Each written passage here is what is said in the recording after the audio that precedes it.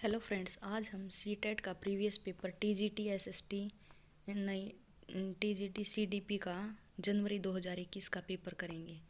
बच्चों का विद्यालय में असफल होना सूचित करता है कि अभिभावकों में अपने बच्चों के अधिगम में सहायता करने का सामर्थ्य नहीं है। प्रस्तावित करता है कि वंचित पृष्ठभूमि वाले बच्चों में अधिगम का सामर्थ्य नहीं। निर्दिष्ट करता है कि विद्यालय इन बच्चों की आवश्यकताओं और रुचियों की पूर्ति करने में समर्थ नहीं है। साबित करता है कि इन बच्चों में आनुवंशिक पैदाइशी कमियां और इन्हें विद्यालय से निकाल देना चाहिए। आंसर 3 निर्दिष्ट करता है कि विद्यालय इन बच्चों की आवश्यकताओं और रुचियों की पूर्ति करने में समर्थ नहीं है। समूह में एक दूसरे को पढ़ाने और सहायता करने से बच्चों में प्रतिस्पर्धात्मक प्रवृत्ति उत्पन्न होती है, जो कि अधिगम में विघ्न या रुकावट पैदा करती है। बच्चे स्वयं की चिंतन प्रक्रिया पर अपेक्षा कर सकते हैं और संज्ञानात्मक क्रियाकलाप के उच्च स्तर तक पहुंच सकते हैं। बच्चों में भ्रांति उत्पन्न हो सकती है जो उनके अधिगम में हस्तक्षेप करती है। बच्चों का ध्यान भंग हो सकता है। एक प्रभावशाली शैक्षिक पद्धति नहीं। आंसर 2 बच्चे स्वयं की चिंतन प्रक्रिया पर अपेक्षा कर सकते हैं और संज्ञानात्मक क्रियाकलाप के उच्च स्तर पर पहुंच सकते हैं। एक खालिस्तान कक्षा में अध्यापिका अपनी शिक्षा शास्त्र व आकलन की विधियों को विद्यार्थी की व्यक्तिगत जरूरतों के अनुसार परिवर्तित करती है। व्यवहारवादी अध्यापक केंद्रित, प्रगतिशील, पाठ्यपुस्तक केंद्रित। आंसर है 3 प्रगतिशील। निम्नलिखित में से किस मनोवैज्ञानिक ने प्रस्तावित किया है कि बच्चे का चिंतन गुणात्मक रूप से वयस्कों की अपेक्षा अलग होता है? कोलबर्ग, पियाजे, वाइगोत्स्की, गार्डनर। आंसर है 2 पियाजे। विकास के विषय में निम्नलिखित में से कौन सा कथन सही है? विकास एक सरल और एक दिशीय प्रक्रिया है। बच्चों के विकास में बहुत सी सांस्कृतिक विविधताएं होती हैं। संसार में सभी बच्चों का विकास एक ही क्रम में और सुनियोजित समय से होता है। विकास सुरुचिपूर्ण व्यवस्थित समूह की अवस्थाओं में पूर्व निश्चित आनुवंशिक घटकों के कारण होता है। आंसर है 2 बच्चों के विकास में बहुत सी सांस्कृतिक विविधताएं होती हैं। निम्नलिखित में से मध्य बाल्यावस्था की अवधि का मुख्य प्रमाण चिन्ह कौन सा? वैज्ञानिक तर्क और अमूर्त रूप से सोचने की क्षमता का विकास, प्रतीकात्मक खेल का उभरना, तर्कसंगत विचारों का विकास जो कि प्राकृतिक रूप से मूर्त है, पेशीय कौशल और समग्र शारीरिक वृद्धि का तेजी से विकास। आंसर है 3 तर्कसंगत विचारों का विकास जो कि प्राकृतिक रूप से मूर्त है। बच्चों में विद्यालय के समाजीकरण में विद्यालय द्वितीय कारक है, कोई भूमिका नहीं है, बहुत कम भूमिका प्राथमिक कारक है। आंसर है 1 द्वितीय कारक है। लोरेंस कोलबर्ग की नैतिक विकास के सिद्धांत के अनुसार व्यक्ति किस अवस्था में जब वह विश्वास करता है कि वर्तमान सामाजिक प्रणाली को सक्रियतापूर्वक बनाए रखने में से धनात्मक मानवीय संबंध और सुरक्षित सामाजिक वर्ग सुरक्षित रहता है? सार्वभौमिक नैतिक सिद्धांत अभिविन्यास, दंड और आज्ञा पालन अभिविन्यास, सामाजिक क्रम व्यवस्था अभिविन्यास, यांत्रिक उद्देश्य अभिविन्यास। आंसर है 3 सामाजिक क्रम व्यवस्था अभिविन्यास। बाल्यावस्था की अवधि में विकास अनियमित और असंबद्ध होता है, धीमी गति से होता है, उसे मापा नहीं जा सकता, बहुस्तरीय और मिश्रित होता है, में केवल परिमाणात्मक परिवर्तन होते हैं। आंसर है 3 बहुस्तरीय और मिश्रित होता है। निकृष्ट विकास का क्षेत्र क्या है? वह प्रक्रिया जिसमें बच्चे और समाज में वयस्क सदस्यों द्वारा निर्धारित विधि से कार्य करते हैं। बच्चों के वर्तमान स्तर पर स्वतंत्र प्रदर्शन और वयस्कवादी कौशल वाले समकक्षों की सहायता से बच्चों द्वारा उपार्जित किए जाने वाले प्रदर्शन के मध्य का क्षेत्र है। विभिन्न प्रकार के कार्य जो कि अपनी आयु के अनुसार बच्चे को करने चाहिए नहीं कर सकती है। वह प्रक्रिया जिसमें शुरू में विभिन्न समझ वाले दो समान व्यक्ति समान समझ पर पहुँचते हैं। आंसर है 2 बच्चे के वर्तमान स्तर पर स्वतंत्र प्रदर्शन और वयस्क व अधिक कौशल वाले समकक्षों की सहायता से बच्चे द्वारा उपार्जित किए जाने वाले प्रदर्शन के मध्य का क्षेत्र है। जीन पियाजे के अनुसार बच्चे अमूर्त संक्रियात्मक अवस्था में प्रतीकात्मक और सांकेतिक खेलों में भाग लेना प्रारंभ करते हैं। परिकल्पनात्मक, निगमनात्मक तर्क और प्रतिज्ञित चिंतन करने में समर्थ है। केंद्रीयकरण और अनुत्क्रमणीय सोच में से आबंध है। संरक्षण, वर्गीकरण व श्रेणीबद्धता करने में सक्षम नहीं है। आंसर है 2 परिकल्पित, निगमनात्मक तर्क और प्रतिज्ञित चिंतन करने में समर्थ है। हावर्ड गार्डनर के बहुबुद्धि सिद्धांत के अनुसार निम्नलिखित में से कौन सा जोड़ बुद्धि के प्रकार और अंतःस्थिति अनुपालना संभावना के अनुसार होता है? इसका आंसर बुद्धि का प्रकार, अंतःस्थिति, संभावना, शारीरिक गति संवेदना, खिलाड़ी, स्थैतिक, स्थानिक, मनोवैज्ञानिक, अंतर्वैयक्तिक, विक्रेता, भाषिक, मूर्तिकार। आंसर है 1। लेव वाइगोत्स्की के अनुसार स्कीमा के परिपक्वन से बच्चे में संज्ञानात्मक विकास अग्रसर होता है। बच्चे के संज्ञानात्मक विकास में भाषा की एक महत्वपूर्ण भूमिका है।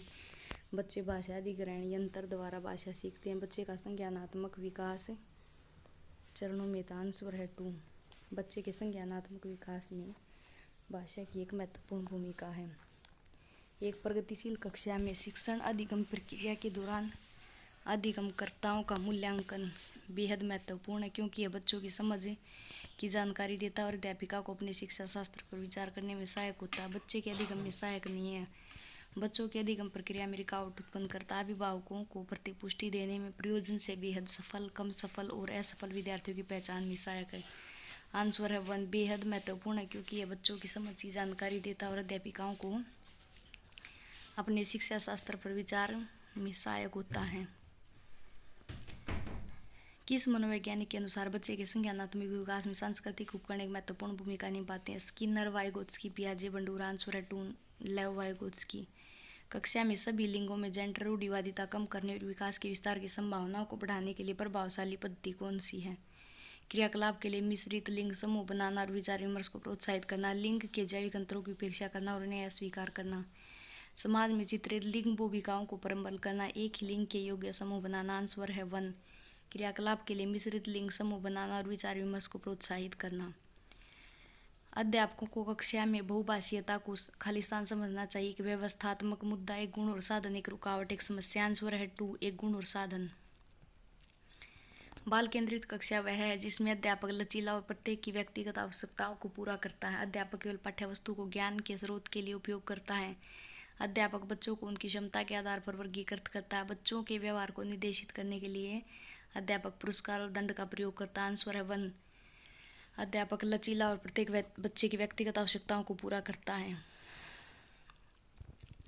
पठन वैफल्य बच्चों की पहचान किस प्रकार की जा सकती है? उनकी जटिल व उच्च स्तरीय समस्याओं को हल करने की क्षमता का आकलन करके, उनके सामाजिक एवं सांस्कृतिक संदर्भ को जानकर, पूर्ण शारीरिक स्वास्थ्य परिणाम द्वारा, उनके पढ़ने लिखने की कौशलता के विश्लेषण से। आंसर है 4, उनके पढ़ने और लिखने की कौशलता के विश्लेषण से। आंशिक दृष्टि वाले विद्यार्थियों के लिए निम्नलिखित में से कौन सी अधिगम सामग्री उपयुक्त नहीं है? छोटी मुद्रा वाली कार्य शीट, बड़े आकार की मुद्रित पुस्तकें, त्रिविमर्शीय नक्शे और चार्ट, बोलती पुस्तकें, स्पर्शीय सूचना पट। आंसर 1, छोटी मुद्रा वाली कार्य शीट।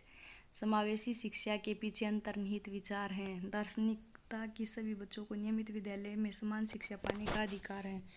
बच्चों को उनकी योग्यता के आधार पर पृथक करना और व्यावसायिक प्रशिक्षण का प्रबंध करना, बच्चों की क्षमताओं के आधार पर उनकी सीमाओं की पहचान करने के लिए उन्हें नामांकित करना, अलग अलग क्षमताओं वाले बच्चों के लिए विशिष्ट शैक्षणिक संस्थानों का प्रबंध करना। आंसर है 1, दार्शनिकता की सभी बच्चों को नियमित विद्यालय में समान शिक्षा पाने का अधिकार है। प्रगतिशील और सृजनात्मक बच्चों की आवश्यकताओं को किस प्रकार संबोधित किया जा सकता है? रटने पर आधारित परीक्षा देकर, चुनौतीपूर्ण कार्य और निरस्ता दूर करने के लिए क्रियाकलाप देकर, वे प्रश्न देकर जिनमें बहुमुखी चिंतन की आवश्यकता, प्रश्न हल करने के लिए विशेष निर्देशन उपलब्ध कराकर। आंसर 2, चुनौतीपूर्ण कार्य और निरस्ता दूर करने के लिए क्रियाकलाप देकर। प्रतिकूल परिस्थितियों और वंचित पृष्ठभूमि वाले अधिगमकर्ताओं को संबोधित करने के लिए निम्नलिखित में से कौन सी पद्धति प्रभावशाली नहीं है?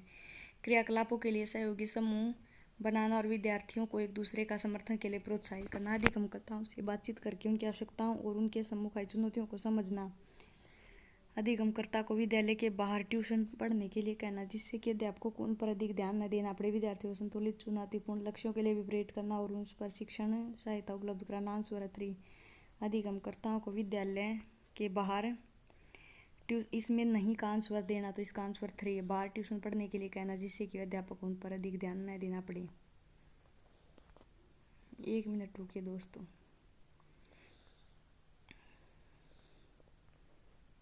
बच्चों के अधिगम में शारीरिक स्वास्थ्य और सामाजिक अवस्था की भूमिका नगण्य का कोई प्रभाव नहीं होता और की एक महत्वपूर्ण भूमिका का कोई आपसी संबंध नहीं है। आंसर 3 की एक महत्वपूर्ण भूमिका है। कक्षा में अर्थपूर्ण अधिगम को प्रोत्साहित करने के लिए अध्यापिका को विद्यार्थियों की सहायता करनी चाहिए कि वे अपने मनोभावों और अभिप्रायों को सुव्यवस्थित कर पाएं। विद्यार्थियों को उनके प्रदर्शन के आधार पर वर्गीकृत और नामांकित करके उनके योग्यता आधारित समूह बनाना, विद्यार्थियों में संवाद और परिचर्चा को प्रोत्साहन करना चाहिए जिससे वे बहुपरीक्षा करने में सशक्त हो। कक्षा में विविधता की उपेक्षा करके शिक्षण की मानक विधि को अपनाना चाहिए।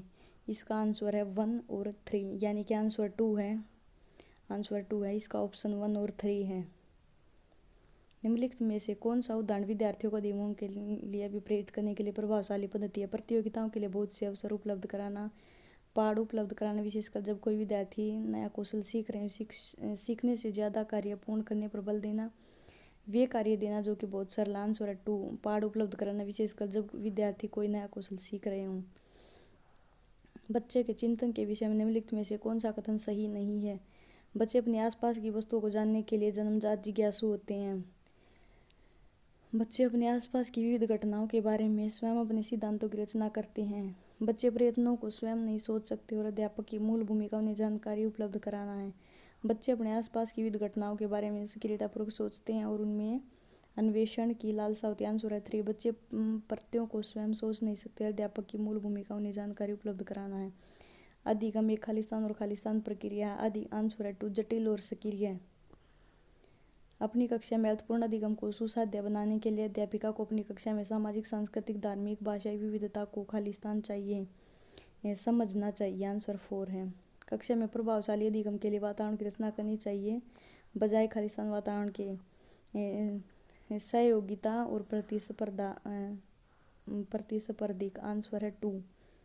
सहयोगिक और प्रतिस्पर्धिक।